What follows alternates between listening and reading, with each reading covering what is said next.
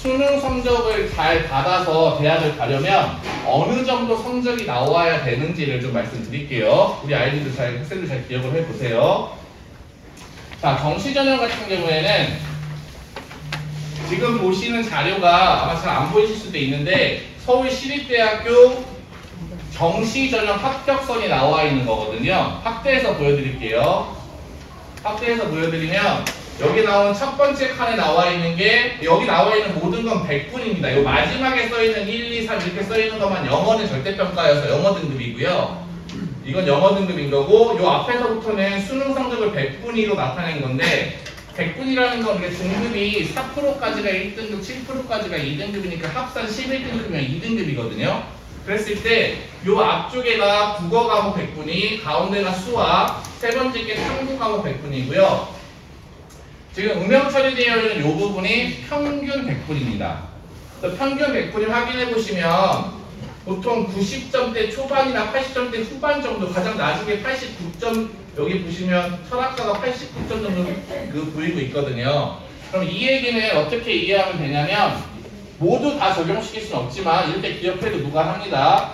정시로 시립대 이상의 합격을 하려면 수능 성적이 영어 성적 제외하고 나머지 과목들이 평균 2등급 안으로 들어와야 하더라. 물론 학과마다 반영 비율도 다르거나 다르기 때문에 일반적으로 적용시킬 수는 없지만 그 정도의 기준점은 잡고 우리 친구들이 공부를 했으면 좋겠다는 얘기거든요. 내가 모의고사를 학교 다니면서 모의고사를 볼 때 평균 등급 2등급 안으로 받아야지 라는 목표를 갖고 공부하는 친구들과 그냥 지금 내 실력껏 봐야지 라고 하는 건 차이가 있을 수 있잖아요. 모두 다 그런 측면으로 말씀을 드리는 겁니다. 근데 여기서 제가 모의고사 평균 등급 2등급 정도면 시립대 이상 가요 라고 말을 하는 게 되게 조심스러운 건 친구들한테 꼭 당부하고 싶은 건 그 모의고사 성적이 고등학교 올라가서 3월, 6월 성적을 얘기하는 게 절대 아니라는 거죠. 3월, 6월 성적 받아보고 나서는 대부분의 친구들, 특히 남학생들은 중간고사 망하면 난 정시로 가면 돼 이럽니다. 정시 파이터가 1학년 1학기 중간고사와 함께 시작됩니다. 근데 정시 파이터는 솔직히 말씀드리면 이 정시 파이터라는 건 정시로 좋은 대학을 가겠다고 맘먹으면 가장 좋은 방법은 진짜 좀 조심스럽긴 하지만 고등학교는 자퇴를 하고 검정고시를 보고 재수중학반 가서 공부해서 가는 게 가장 좋습니다.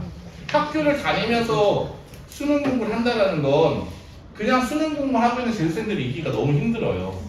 보여드릴게요. 그래서 우리가 정시 전형으로 2등급 이상 받으면 된다 하지만 그 안에 세부적으로 생각해야 될 것들이 꼭 있어요. 같이 보시면 현역하고 재수생하고 경쟁을 하면 당연히 누가 유리할까요? 당연히 재수생이 유리합니다. 이거는 뭐 제 의견이 아니라 실제 기사에도 나와 있고요. 실제 객관적인 지표로도 나와 있습니다. 보시면 재수생들이 대학을 못 가서 재수하는 케이스는 거의 없죠. 내가 원하는 상위권 대학을 가려고 재수하는 경우가 많기 때문에 여기 보시면 의대 포기 못해서 3수, 4수, 5수 하고 그리고 의대 정시 합격자의 80%가 N수생이라는 말 보이시죠? 저거는 의대 얘기잖아?가 아니죠. 의대를 지원하는 친구들이 1등급의 정확한 분포를 하고 있으면 등급 관리가 당연히 계속 뒤로 밀릴 거니까 재수생들의 강세를 무시할 수 없다라는 거죠. 두 번째 기사는 킬러 문항 얘기인데 킬러 문항 이 기사는 올해 수능 보기 전에 나왔던 기사예요. 킬러 문항 배제가 되면 수능이 쉬워질 테니 재수생이 늘어날 거야 라는 기사거든요. 물론 이제 수능 그저께 얼짱하게 했던 수능에서는 킬러 문항 배제했다고 해서 쉬운 수능은 아니었죠. 좀 이따 설명드릴 거고요. 그 다음에 여기 마찬가지로 스카이 서울대학교 고대 같은 경우에도 수도권 출신 그 강남 8학군이라고 하는 그 학군에 포함되어 있는 고등학생들 그 졸업생 기준, 그 현역들 졸업생 기준 재수생 비율을 보면요 50%가 넘습니다. 졸업하는 학생들. 그리고 걔네들이 좋은 대학을 가는 건 대부분 다 정시입니다. 그러니까 그 친구들하고 경쟁을 해야 되는 상황이니까 우리 친구들이 3월달, 6월달에 받은 등급 가지고 만족스러워하면 절대 안 된다는 거죠. 또 하나 킬러 문항 아까 말씀드렸었는데 이거는 수능 본 다음의 이야기입니다. 올해 수능 킬러 문항 배제되고 출제했다고 교육부에서 발표를 하고 했는데 킬러 문항 배제한다고 했을 때 가장 많이 걱정했던 게 물수능 우려였거든요. 근데 물수능 우려는 벗었죠. 근데 완전 불수능이 돼버렸습니다. 여기 보시면 두 번째 기사에서 국어나 수학 표준 점수 빼고 147점 전망이라는 요 기사가 의미하는 게 뭐냐면 2년 전에 물론 여기 친구들 중에 뭐 언니 오빠가 있으면 형 누나가 있으면 경험하신 분들 계실지 모르겠는데 2년 전이 역대급 불수능이었거든요. 그 역대급 불수능만큼 올해 그럴 거라는 얘기로 생각하시면 됩니다. 그래서 불수능 전망 다음에 또 기사 제목이 뭐라고 나오냐면 그래서 M수생들이 강세일 거라고 재수생이 강세일 거라고 얘기를 하고 있거든요. 그러니까 현역과 재수생이 붙으면 수능에서는 절대적으로 현역들이 불리하긴 합니다. 그리고 마지막 2개 더 남았는데 하나는 뭐 여름방학 때도 제가 말씀드리긴 했었는데 우리 친구들 아니라 우리 친구들 1년 선배들이죠. 그 친구들이 학년대립 어마어마한 출생률을 자랑했던 학년대립 이 친구들이 대거 재수생으로 포함될 가능성이 높더라. 그리고 마지막 하나는 이것도 되게 중요한 의미가 될 것 같은데 이거는 규보랑도 관련이 있을 것 같긴 한데 우리 친구들이 보는 수능이 현재 보고 있는 수능 체제의 마지막입니다. 그러니까 우리 친구들은 재수를 해서 수능을 본다 그러면 지금 보고 있는 수능으로 보는 게 아니에요. 근데 조금 바뀌는 게 아니라 많이 바뀝니다. 보시면 다 설명드리진 않을 거고 이게 다음 달에 저희가 이 개편안 관련을 해서 그 중1, 2 설명회가 있긴 한데 되게 많이 바뀝니다. 국어 같은 경우에도 선택 과목이 있었는데 선택 과목이 없이 공통으로 바뀌고요. 수학도 선택 과목이 없고요. 여기 보시면 지금까지는 문과 친구들은 사회 과목, 선택 과학 과목 중에 문이과 나눠 선택 과목을 봤는데 공통사회, 공통과학으로 문과 애들도 과학을 봐야 되고 수능에서 이과 애들도 사회를 봐야 하는 체제로 바뀝니다. 그러니까 지금 같은 체제에서 공부했던 친구들이 현행의 수능으로 재수를 도전할 수 있는 마지막 수능이 안타깝게도 우리 친구들이 보는 수능입니다. 그러니까 사실 아까 우리는 목표를 제시하는 거니까 수능은 안 돼 이런 얘기가 들리려고 하는 게 아니라 이런 모든 조건들, 악조건들을 뚫고 평균 2등급 안으로 들어가면 정시로도 11대 이상의 지원이 가능하더라. 이런 목표를 좀 아이들이 가졌으면 좋겠다는 측면을 말씀을 드린 거고요. 자, 그래서 우리 친구들은 사실 정시보다는 수시 쪽에서 전략을 세워보는 게 훨씬 현명하긴 하거든요. 그래서 수시 전략을 좀 말씀드려보면 수시에서는 크게 두 가지 학생부 교과 전형과 학생부 종합 전형을 생각해 볼 수 있어요. 물론 논술 전형도 조금씩 계속 늘어나고 있어서 나중에 생각을 해볼 문제긴 하고 실기 전형도 수시에 있긴 하지만 우리 친구들하고 직접 관련된 건 교과 전형과 종합 전형입니다.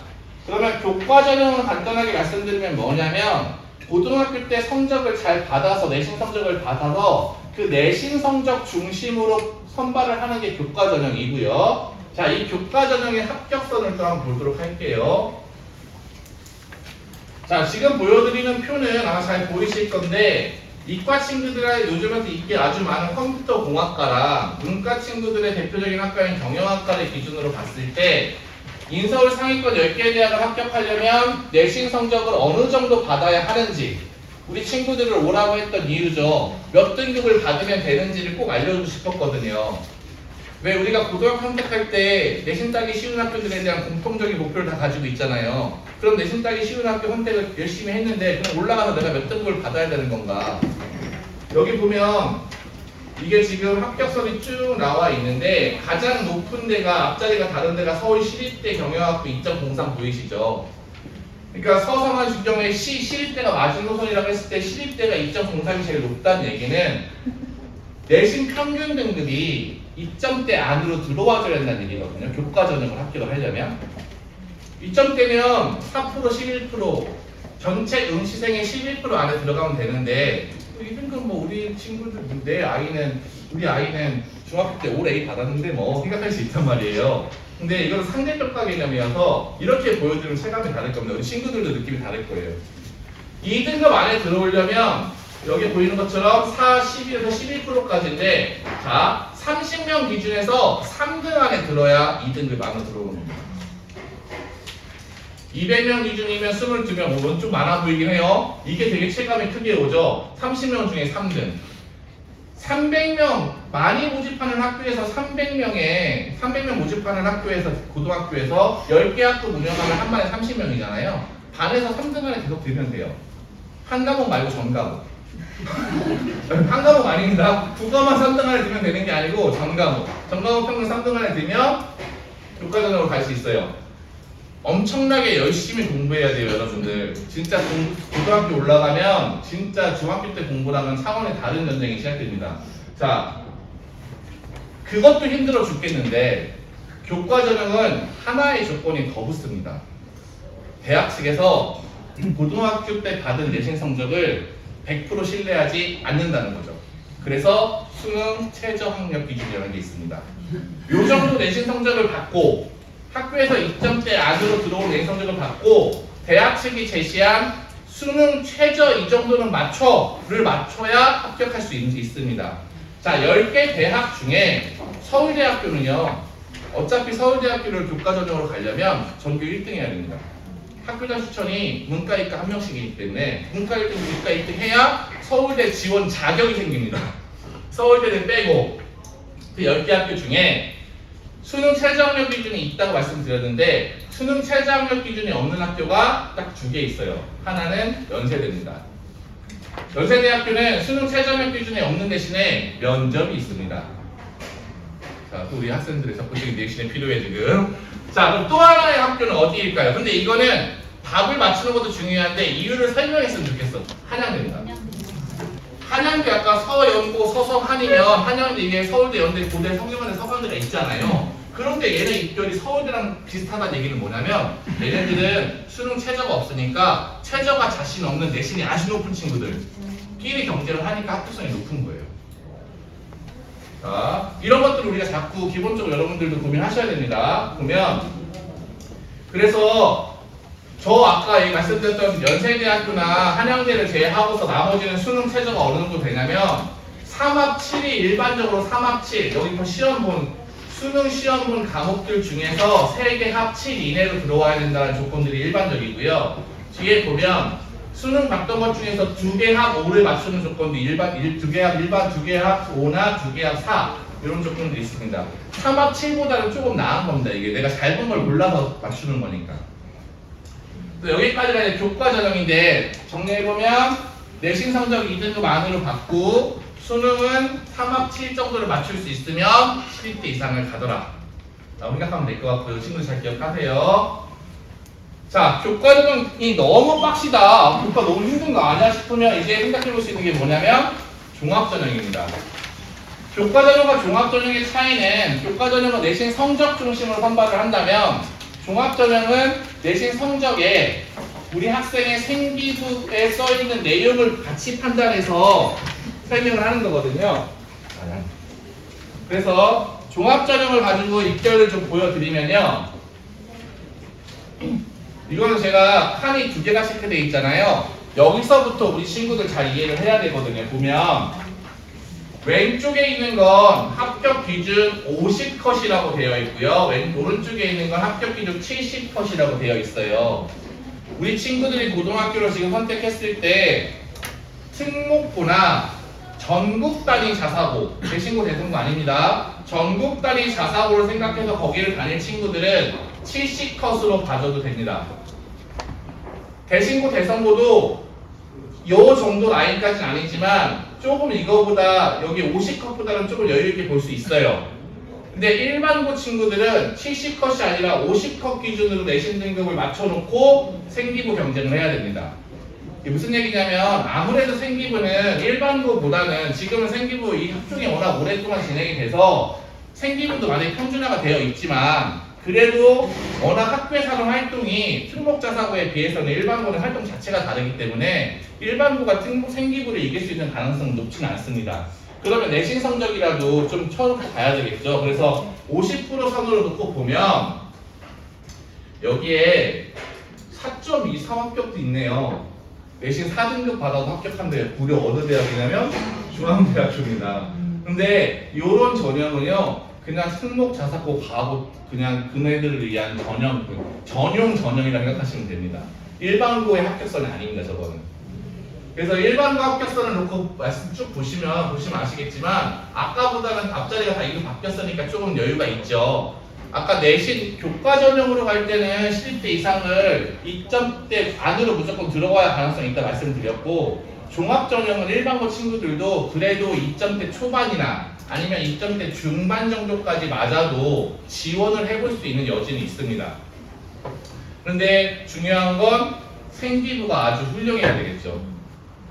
자, 교과 전형에 대한 말씀을 좀 드렸어요.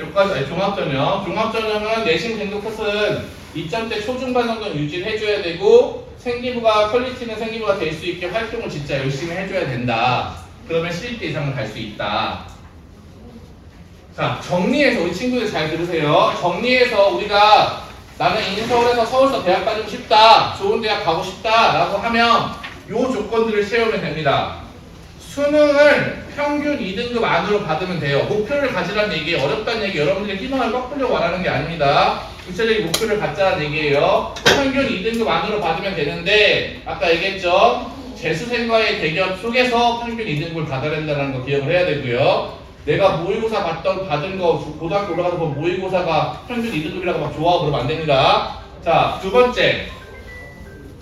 번째는 교과 전형 같은 경우로 대학을 간다고 한다면 이 교과 전형은 일반부에서 많이 생각하는 전형이에요. 자, 교과 전형 같은 경우에는 내신 평균 등급 2등급 안으로 들어와야 합니다. 그런데 그걸로 끝나는 게 아니고 일단 내신 2등급 안으로 들어온다는 얘기는 아까 반에서 몇 등이라고 했죠? 3등 안에 들어야 되고요. 최저학력 기준도 충족을 시켜야 됩니다.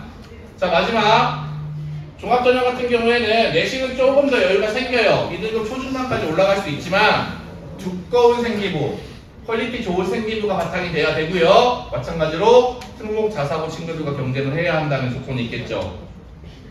그래서 첫 번째 우리가 친구들이 이 시기 많이 하는 착각이 그냥 막연하게 열심히 하면 되지 이렇게 하는 착각이라고 말씀드렸고, 구체적인 목표를 가지고 공부하는 것과 그냥 열심히 하는 거는 진짜 분명한 차이가 있습니다. 그래서 항상 내가 시험 볼 때마다 내가 이 인서울에서 좋은 데 가고 싶은 마음을 갖고 있다면 나는 2등급 안으로 성적을 받아야 되는데 라는 긴장감을 갖고 공부하는 것과 그냥 막연하게 공부하는 건 확실히 다를 거잖아요. 그래서 그런 목표들을 지금 제시해줬다고 생각하시면 될 것 같고요. 그래서 열심히만 하면 된다는 이 착각은 사실 노력은 목표가 뚜렷할 때 확정된 성공이 된다라고 부원장님께서 말씀하셨습니다. 하여튼 열심히 노력을 하는 건 당연한 거고 구체적인 목표를 설정해놓고 공부했으면 좋겠다. 그리고 그 목표들이 선생님이 말하기 너무 어려우면 얘들아 그냥 여러분들은 2만 기억하면 되겠지. 수능이든 내신이든 내가 2등급 안으로만 들어오면 돼. 평균 한강 말고 평균 등급 알겠죠? 어렵지 않다고 했지? 반에서 몇 등 안에? 3등 안에 된다고 했어. 자, 우리는 목표를 갖는 거니까 얘들아 그죠? 자, 두 번째 착각입니다. 좋은 고등학교는 정해져 있다. 이제는 고등학교 어지간히 좀 많이 선택지가 좁혀져 있으실 텐데 아니면 뭐 특목고 자사고로 결정을 한 친구들도 있을 테고 지금 와서 일반부가 좋은지 특목자사고가 좋은지를 설명드리는 건 의미가 없을 것 같고요. 시기상 이미 결정을 하셨을 거니까 여기서는 특목자사고로 선택하신 분들께서 들어도 좋은 내용이 나오긴 하겠지만 제가 여기서 꼭 말하고 싶은 건 뭐냐면 일반부 중에서 어느 학교를 갈지 고민하시는 분들이 진짜 많을 거예요. 근데 그 어느 학교가 좋을지를 고민할 때 가장 1순위 생각하는 게 당연히 뭡니까? 내신 성적 따기 좋은 학교를 고민하시잖아요. 그러면 좋은 학교 정해져 있다는 착각은 뭐냐면 내신 따기 쉬운 학교 어디가 쉽대? 뭐 학교가 쉽대? 어디 가면 내신 가기가 쉽대? 분산적으로는 죽는데 뭐 이런 얘기 하시잖아요.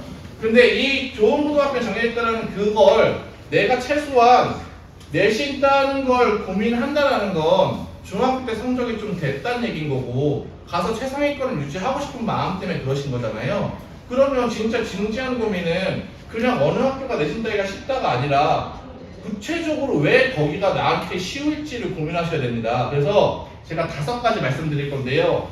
이거는 정말로 중요하게 생각하셨으면 좋겠어요. 자, 내가 고민되는 학교 2-3개 학교가 있으실 거고요. 그 2-3개 학교를 비교하실 때 뭐를 비교해 보셔야 되냐? 첫 번째, 처음에는 너무 당연한 얘기입니다. 입학 정원 확인하셔야 되겠죠. 고등학교는 상대평가입니다. 100명 중에 4등 안에 드는 거랑 200명 중에 8등 안에 드는 건 천지 차이예요.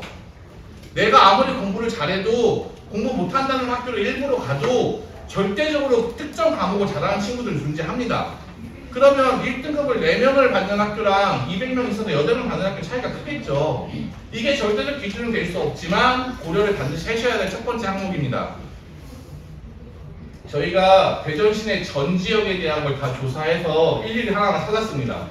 그래서 인원수가 몇 명 모집을 하고 학급수는 어떻게 운영을 하는지를 표로 다 정리를 해봤는데 시간 관계상 이걸 다 보여드릴 수는 없고요. 특정 학교들만 좀 의미 있는 학교를 몇 개 말씀드려 볼게요. 자, 두 번째입니다. 두 번째는 뭘 보셔야 되냐면 여기에 평가 계획이라고 되어 있습니다.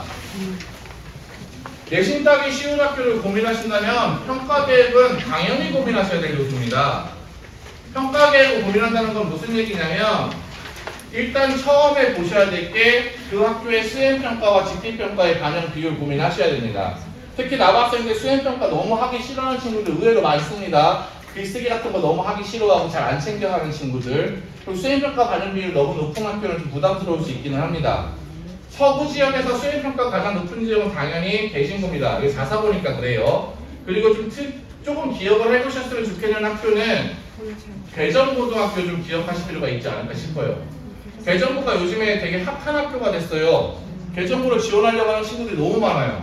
특히 여학생들 내신 따겠다고. 근데 대전고 입학 정원도 나쁘지 않습니다. 입학 정원 저렇게 많은 줄 몰랐어요. 진짜 많더라고요. 그렇긴 한데 생각해 보셔야 될 거, 특히 남학생들 대전고 지원할 때 수행평가 반영 비율이 50%라는 거 생각을 해볼 필요가 있을 것 같고요. 그리고 여기 수행평가 반영 비율뿐 아니라 또 뭘 봐야 되냐면 저쪽 객관식과 서술산업별 이쪽은 무슨 비율이냐면 집필평가의 반영 비율이거든요. 집필평가의 구성 비율이거든요. 대부분의 학교가 객관식 100%를 택합니다. 왜냐면 수행평가로 서논수령에 대한 퍼센테이지를 채우면 굳이 시험에 선원수령 안 내도 되거든요. 규정상. 그런데 굳이 선원수령을 보는 학교 중에 또 계절고가 들어가 있습니다.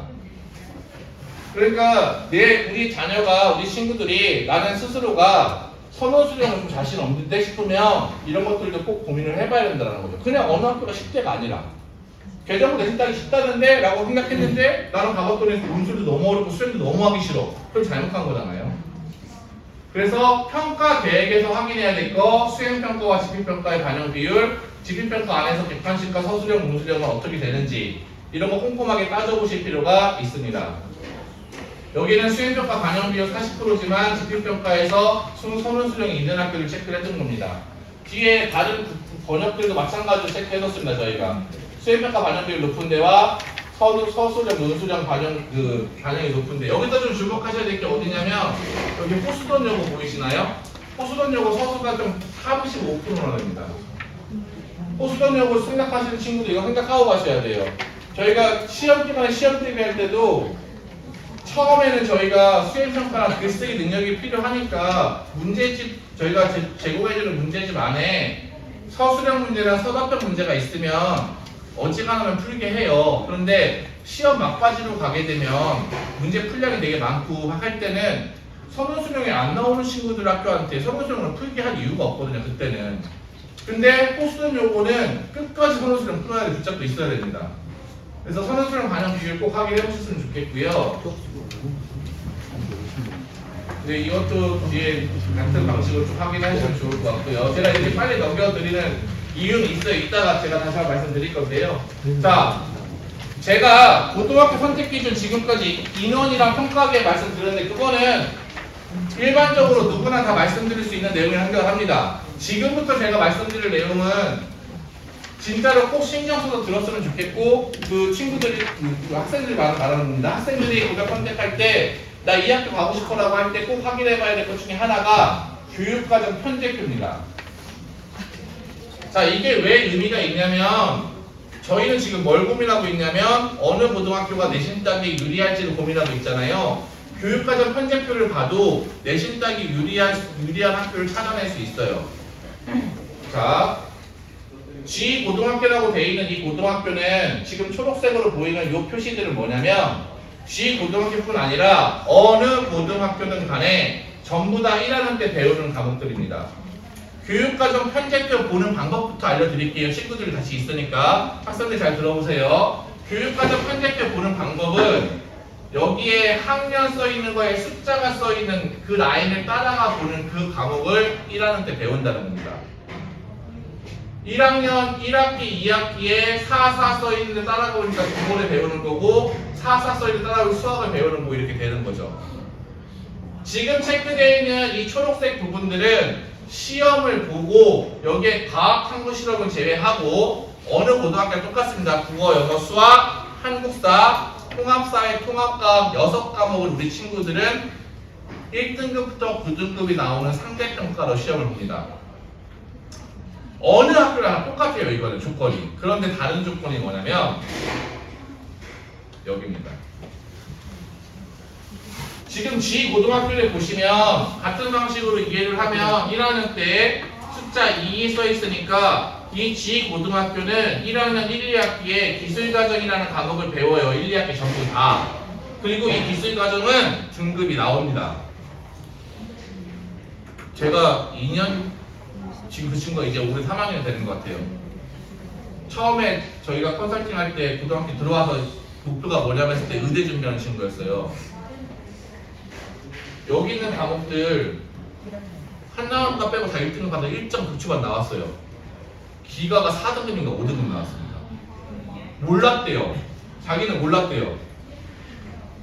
그러니까 여기는 건 죽어라 열심히 했는데 이건 내가 신경 안 써도 되는 과목을 연결을 한 거예요. 그러니까 우리 친구들은 모를 수 있어요. 이제 정말로 관심 없으면. 그러니까 이게 1학년 때 이 6과목 말고 추가로 보는 과목을 확인을 해야 하는 이유가 뭐냐면 학교마다 조금씩 다 달라요. 이 학교는 지금 기술과정을 1, 2학기에 다 배우고 있잖아요. 다른 학교 볼게요. H고등학교를 보시면 여기는 다 똑같다고 아까 말씀드렸습니다. 그런데 여기가 다릅니다. 아까 걔네는 기술과정만 배웠는데 한문을 배워요. 남학생들도 한문 죽어라 싫어하는 친구들 많죠. 한문도 그리고 등급이 나오는 과목입니다. 자, 그 다음에 M고등학교는 좀 특이해서 제가 넣어놨는데요. 이것도 의미가 있어요. 이거는 뭐냐면 마찬가지로 여기는 공통입니다. 여기를 보시면 앞에랑은 좀 다릅니다. 앞에는 어떻게 써 있었냐면 여기에 숫자 3 둘 다 써 있었고 여기도 2 둘 다 써 있었거든요. 근데 여기는 가로가 쳐져 있죠. 얘는 어떻게 이 M고등학교는 어떻게 하는 거냐면 1학기 때 쭉 내려오면 여기 3 써 있고 기술과정 돼 있잖아요. 이 M고등학교 신입생이 300명이면 300명 전체가 기술과정을 1학기 때 배우는 게 아니고 10개만이라면 1반부터 5반까지 150명은 기술과정을 배우고 뒤에 6반부터 10반까지는 한문에 배우는 거예요. 그러니까 과목 수가 얘네들은 시험 보는 과목이 그럼 학생들은 몇 과목을 보는 걸까요? 앞에 6과목에다가 한 학기에 7과목을 보게 되는 거예요. 요 앞에서 말씀드렸던 이 H고등학교는 한 학기에 몇 개를 보는 걸까요? 8개를 보는 거고 이 M고등학교는 한 학기에 7개를 보는 거예요. 그런데 몇 개를 보냐도 중요한데 더 중요한 게 있는 게 뭐냐면 요 과목 같은 경우에는 나머지 과목과 다른 게 있죠. 뭘까요? 응시생수가 줄죠. 절반으로 확. 300명 중에 1등급이 생기는 게 아니라 단 150명 중에 1등급이 나와야 되는 거예요. 그러면 등급 따기가 쉬울까요? 어려울까요? 어렵겠죠. 이런 것들을 제가 고민을 해보셨으면 좋겠다는 거예요. 그렇다면 H학교와 D학교가 이렇게 등급이 형성되는 점수대가 다르다는 얘기는 H학교와 D학교 중에 어디가 더 영어 시험이 어려웠다는 얘기일까요? H가 어려웠다는 얘기입니다. H고등학교의 애들이 수준이 떨어진다고 이해하기보다는 H고등학교의 영어가 더 어려웠다는 얘기를 이해하셔야 됩니다. 그럼 다시 처음으로 돌아갈게요. 우리 아이가 영어를 엄청 잘합니다. 어디가 유리합니까? H가 유리하죠. 실수를 해도 난이도 자체로 등급이 크게 무너지지 않겠죠. 이해되십니까? 반대로 우리 아이가 영어를 너무 못해요. 그러면 어떻게 걱정할 수 있냐면 우리 아이 영어를 너무 못하는데 99점 어떻게 받아? 여기는 절대 가면 안 되겠네. 그런 생각하는 것도 답일 수 있고요. 아니 영어를 너무 못하면 여기는 못 가니까 여기 간다. 여기 가면 좀 더 안 나올 가능성이 있죠. 아주 어려우니까 영어가. 그러니까 지금 우리 여기 모여있는 친구들이나 부모님들께서는 분명히 상위권 내신 성적을 생각하고 같이 고민하려고 이 자리에 왔다고 생각을 합니다. 그러니까 집에 가셔서 우리 친구들 꼭 해봤으면 좋겠는데 이렇게 내가 원하는 학교에 평균연산, 표준천차 나와 있는 국영수, 여기 국영수만 나와 있지만 뒤에 사회나 과학도 다 나와 있어요. 그러면 집에 가셔서 이 공식대로 요 과목 옆에다가 1등급과 2등급 원점수를 써놔보면 내가 자신 있는 과목들이 1등급 커트라인이 높게 형성되는 데가 아니라 낮게 형성되는 데를 골라가면 좀 유리할 수 있겠죠. 오히려 내가 조금 자신 없어. 그러니까 어지간히 그래도 어지간히 중학교 때 A는 받았어. 그런데 조금 자신은 없어. 그러면 난이도가 아니라 문제가 쉬운 학교 찾아가는 게 좋겠죠.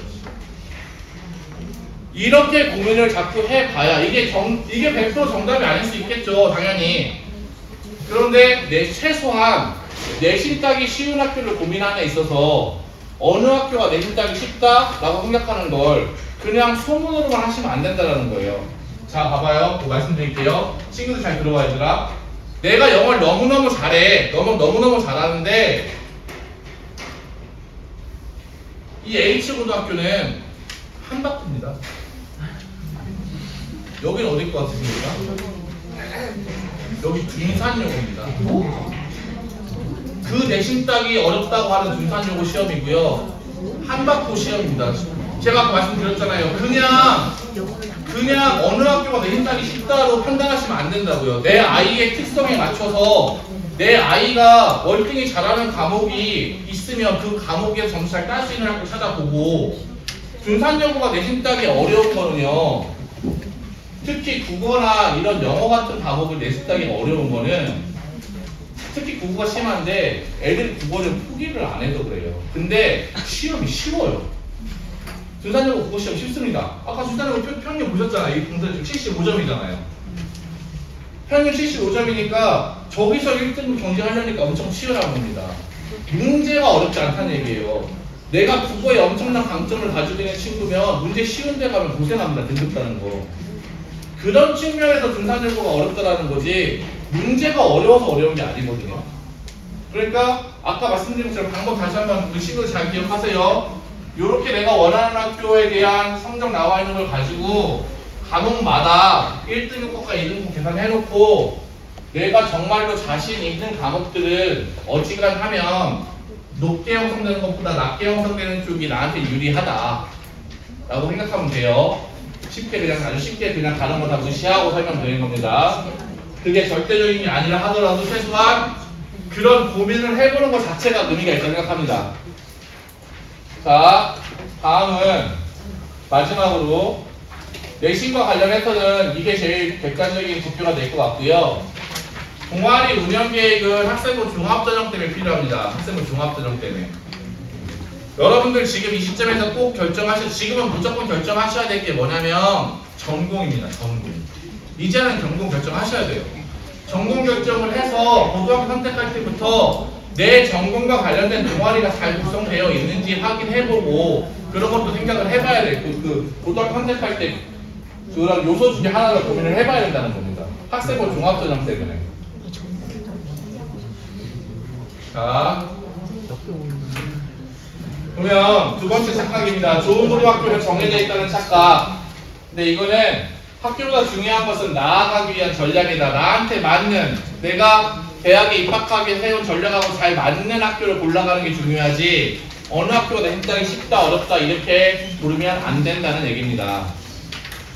제가 지금 말씀드렸던 입학 정원이랑 그 다음에 교육과정 편제랑 평가 계획이랑 제가 엄청 강조했던 성적 나오는 부분이랑 동아리까지 이거 전부 다 학교 알림이 사이트 가면 다 찾아보실 수 있으세요. 그런데 어머니 아버님들 그리고 우리 한 친구들 굳이 시간에서 이 시간에서 와주신 거잖아요.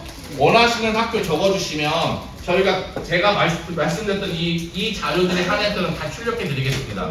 그래서 여기다가 종이에 나눠드릴 테니까 학생 이름하고 밑에 희망하는 학교 오지마까지인데 오지마를 다 하실 수는 없을 것 같고요. 3개 정도에서 필요하신 학교 고민되시는 학교 있으시면 적어주시면 저희가 저 말고 이제 보원장님 설명하시는 동안에 출력해놓고 집에 가져가실 수 있게 준비해놓겠습니다. 그래서 이거 그 뒤로 조금씩 감사합니다.